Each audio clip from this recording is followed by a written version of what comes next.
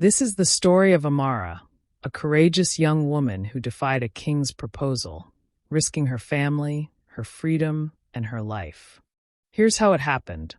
In a small African village, surrounded by endless fields and towering baobab trees, life followed a rhythm as old as the land itself. Here, traditions were sacred, and the king's word was absolute. No one dared to question his power, let alone refuse him. But one young woman, Amara, chose to defy everything. Amara was no ordinary girl. Born into a family of artisans, she lived in the peaceful village of Ife, a place where simplicity and tradition went hand in hand. Her father, Cato, was a potter, known for his strong, calloused hands that molded clay into works of art. Her mother, Abony, was a weaver, her fingers spinning threads into intricate patterns that told stories of their ancestors. Amara grew up surrounded by creativity, but she also carried something deeper, a restless, questioning spirit. While other girls her age dreamed of marriage and family, Amara dreamed of freedom. She wanted to learn, to explore, to understand why some people held so much power while others toiled endlessly. Her sharp mind and outspoken nature often set her apart. Elders would shake their heads, whispering, "That girl thinks too much for her own good." Her family loved her, but even they worried about her boldness. "Amara," her father would say, "the world is not kind to those who ask too many questions." The turning point came during the annual festival of the harvest, the most anticipated event of the year. The village square was alive with laughter, music, and the scent of roasted yams and spicy soups. Children danced, elders told stories, and families came together to celebrate the bounty of their hard work. But this year was different. News spread quickly. King Akin was coming to the festival. It was rare for the king to leave his palace, and his arrival filled the villagers with both excitement and unease. Known for his wealth and power, King Akin was a man whose decisions could change lives with a single word. When the king arrived, the villagers gathered in the square, bowing low as he stepped out of his golden carriage. His presence was commanding, his tall frame draped in royal robes, his eyes sharp and calculating. As he surveyed the crowd, his gaze fell on Amara, who stood at the back, helping her mother arrange baskets of fruit. King Akin's eyes lingered. There was something about Amara, her beauty, her quiet confidence, that intrigued him. He turned to his advisor and whispered, "That girl. She will be my next queen." The announcement was made that evening. The village erupted in celebration. For them, this was the highest honor imaginable, a girl from their own village chosen to be queen. Families congratulated Amara's parents, and her father beamed with pride. But while the village rejoiced, Amara felt the weight of the king's gaze. Her chest tightened as the reality sank in. She didn't love the king. She didn't want to leave her family or her home. And deep down, she knew this was not an offer. It was a command. That night, as the stars lit the sky, Amara sat by the river, her mind racing. How could she refuse the king? Would her family understand? And if she said no, what would the consequences be? Her parents, too, were divided. Cato, her father, saw the king's proposal as an unparalleled opportunity. "Do you know what this means for us?" he said, his voice trembling with emotion. "Our family will be elevated. You'll live in the palace, surrounded by wealth and luxury. This is a blessing, Amara." But Abony, her mother, noticed the fear in her daughter's eyes. Later that evening, she sat beside Amara, her voice soft. "Child, this is your life. But be careful. The king is not a man who takes rejection lightly." Amara felt trapped. The expectations of her family, the joy of the village, and the looming power of the king all weighed on her shoulders. Yet in her heart she knew one thing for certain. She could not betray herself. Amara's decision wasn't simple, nor was it immediate. The days following the king's announcement were a blur of emotions. The villagers celebrated her as though she were already royalty. Women congratulated her, Men spoke of how lucky her family was, and children whispered her name with awe. To them, this was a fairy tale come to life. But for Amara, it felt like a noose tightening around her neck. Her father, Cato, was overjoyed. He spent hours smoothing the edges of his finest clay pots, imagining the king's court admiring his work. "Do you understand, Amara?" he said one evening as they sat by the fire. "You will not just be a queen. You will bring honor to our family, to our village. This is destiny." Amara stayed quiet, unsure how to voice the storm inside her. How could she explain that she didn't care about wealth or titles?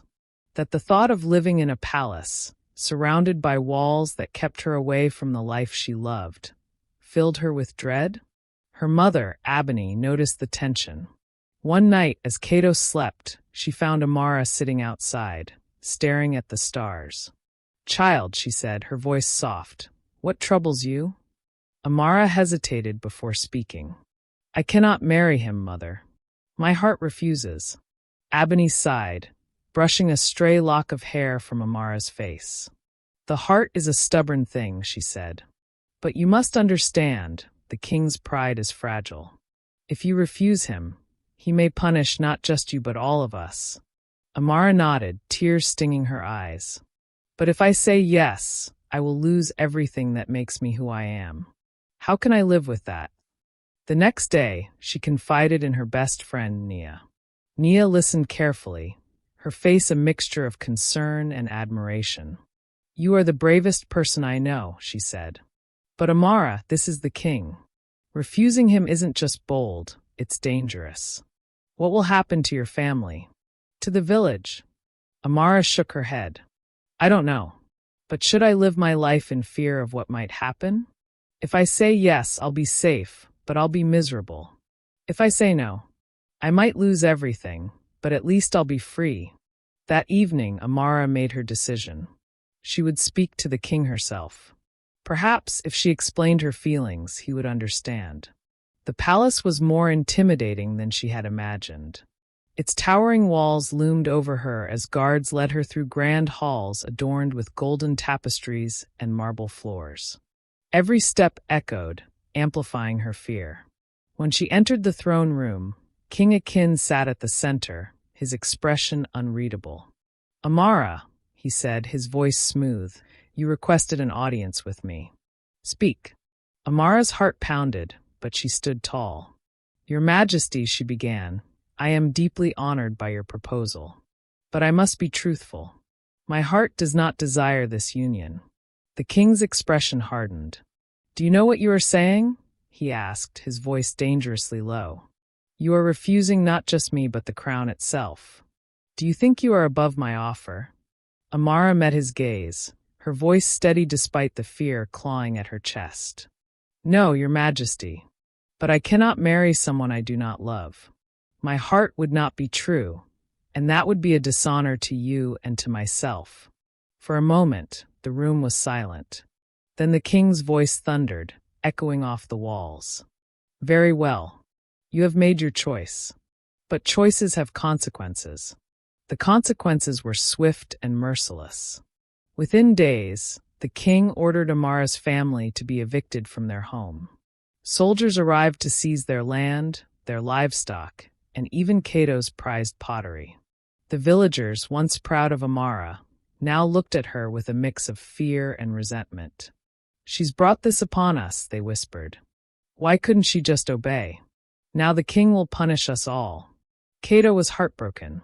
His once lively eyes now carried the weight of disappointment and despair. "Do you see what you've done?"